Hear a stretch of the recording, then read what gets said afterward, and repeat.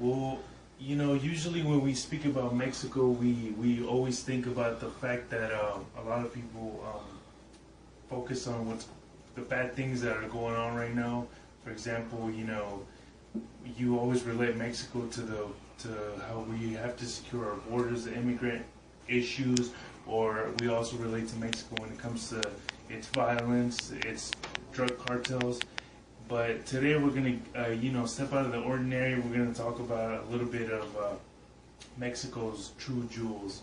What makes Mexico a beautiful place to live in, a beautiful place to learn about, and a beautiful place to get to know its people. The fact that its people always welcome you with such a heartwarming feeling. So let's start off with its culinary arts. A lot of people here in the States have a misconception of what Mexican food really is about.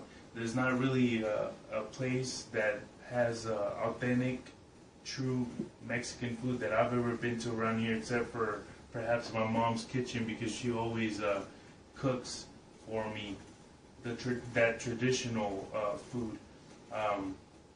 For example, in Pachuca Hidalgo, they have something called pastes, which is basically a pastry type deal stuffed with meat. In San Luis, we have enchiladas potosinas, which is not your typical enchilada that you would find here.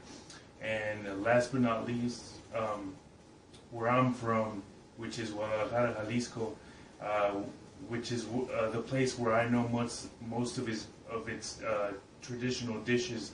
For example, we have torta ahogada, which consists of sub-type bread stuffed with pork meat and then dressed with purple onions, which also have been dipped in lemon juice. You basically put all that together and then you dip the whole sub into the sauce, and that's what torta ahogada is called. It's basically a drowned sub, that's what it stands for. Another one of Mexico's true artistic things that we could say is its art. For example, people like Diego Rivera and Frida Kahlo have really paved the way for what true traditional Mexican art is all about. Frida Kahlo is very famous for a painting called Two Fridas, and Diego Rivera is very famous for a painting. I believe it's called The Man on the Curve. So that's two of Mexico's artistic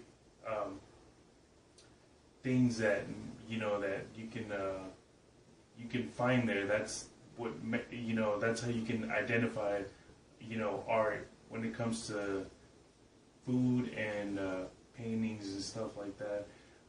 Another one of those things that really stands out for me when I think about Mexico is the fact that growing up there as a kid, I was always very astonished of the way people were, the way people welcomed you, the way they were so open to, as you walked by, giving you a good morning or even a how are you throughout the day.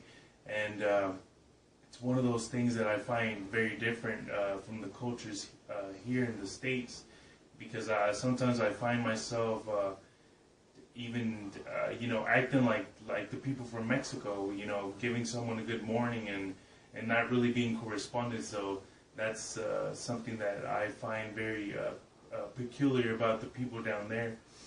And so basically that concludes this speech. The fact that I've given you a little bit about their culinary art, their actual contemporary arts, and how I, in my personal opinion, really find its people very open, very heartwarming to anyone that could come around them, even if it's a family member, a neighbor, or even a cashier at a store down there. So I hope that these few minutes of my speech have helped you guys learn a little bit more about Mexico, and not just its bad, negative side of things, and you learn more about their actual positive and their actual beautiful side of it. So thank you.